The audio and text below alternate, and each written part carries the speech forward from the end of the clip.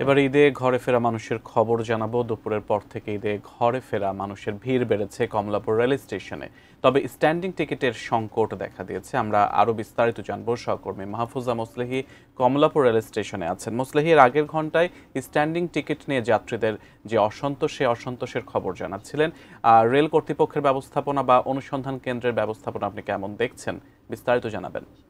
আমরা কিন্তু জানি যে এই যে আজকে সকাল থেকেই এখানে যে ভিড় আমরা লক্ষ্য করেছি সেটি কিন্তু বিকেল নাগাদ আরও বেশি বেড়েছে। কমলাপুর রেল স্টেশনে সকাল থেকেই আমরা লক্ষ্য করেছিলাম যে ভিড় সেটি কিন্তু একেবারেই উপচে পড়া এই মুহূর্তে। তবে এখানে কোনো শিডিউল বিপর্যয়ের ঘটনা কিন্তু ঘটেনি। যে সংকটটি লক্ষ্য করেছি সেটি কিন্তু স্ট্যান্ডিং টিকিট নিয়ে। কিছুক্ষণ আগের খবরে কিন্তু আমি জানিয়েছিলাম যে 25% যেই সংখ্যাটা রয়েছে স্ট্যান্ডিং টিকিটের, সেখানে কিন্তু বেশক্ষণ আগেই সেটি শেষ হয়ে যাওয়ায় অনেক মানুষই আসলে ভোগান্তিতে পড়েছেন। এবং অনলাইনে কিন্তু 100% টিকিট কিন্তু কাটা যায়, কিন্তু যারা আসলে স্বল্প শিক্ষিত তারা কিন্তু এখানে যেতে পারেননি বা এই ওয়েতে তারা যেতে না পারার কারণে কিন্তু স্ট্যান্ডিং টিকিটের জন্য অপেক্ষমান রয়েছেন।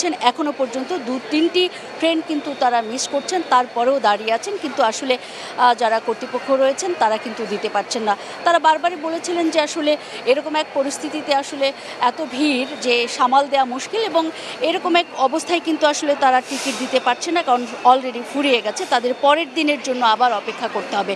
অন্য এক যাত্রী জানিয়েছেন যে এই মুহূর্তে আসলে কাউন্টার থেকে কিছু কিছু এলাকায় দেয়া হলেও টিকিটের দাম কিন্তু কাউন্টারের চেয়ে বাইরের দিকে বেশি রাখা হয়েছে। তবে কাউন্টারে এই দাম কিন্তু যে নির্ধারিত, সরকার নির্ধারিত, সেটি রাখা হয়েছে, এরকম অভিযোগও কিন্তু পাওয়া যাচ্ছে। তবে কেউ কেউ বলেছেন যে সব মিলে আসলে এবারকার কমলাপুর রেল স্টেশনের যেই পরিস্থিতি সেটি কিন্তু অনেকটাই সন্তোষজনক, কারণ প্রতি বছরই কালোবাজারির যে বিষয়টি ঘটে সেটি কিন্তু এবার একেবারেই নেই। স্বস্তিতে কিন্তু মানুষ যেতে পারছেন দীর্ঘক্ষণ লাইনে দাঁড়িয়ে থেকেও। আমরা লক্ষ্য করছি যে একেবারেই ট্রেনের যেই শিডিউল বিপর্যয় সেটি কিন্তু এবার ঘটেনি।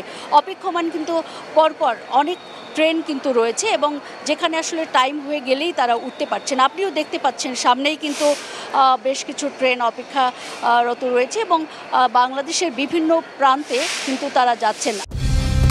কালার এক্সপার্ট, জর্জ স্যাপ এবং মাইল্ড অন হ্যান্ডস টেকনোলজি সমৃদ্ধ অরিক্স ক্রিস্টাল ওয়াশ আপনার লন্ড্রি এক্সপার্ট।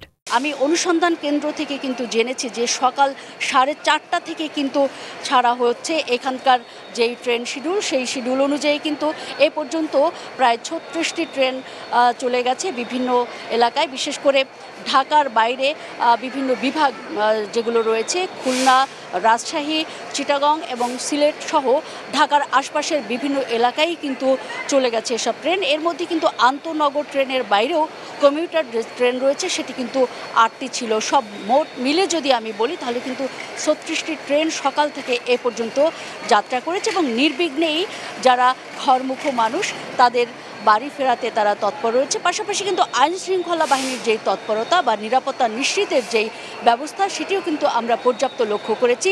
ঢোকার পথে কিন্তু টিকিট ছাড়া কাউকেই ঢুকতে দেওয়া হয়নি। রয়েছে এখানে পুলিশ, র্যাব এবং পুলিশের যেই বিশেষ করে রেল স্টেশনের যেসব রেলওয়ে পুলিশ রয়েছে তারাও কিন্তু বেশ তৎপর ভূমিকায় ছিলেন।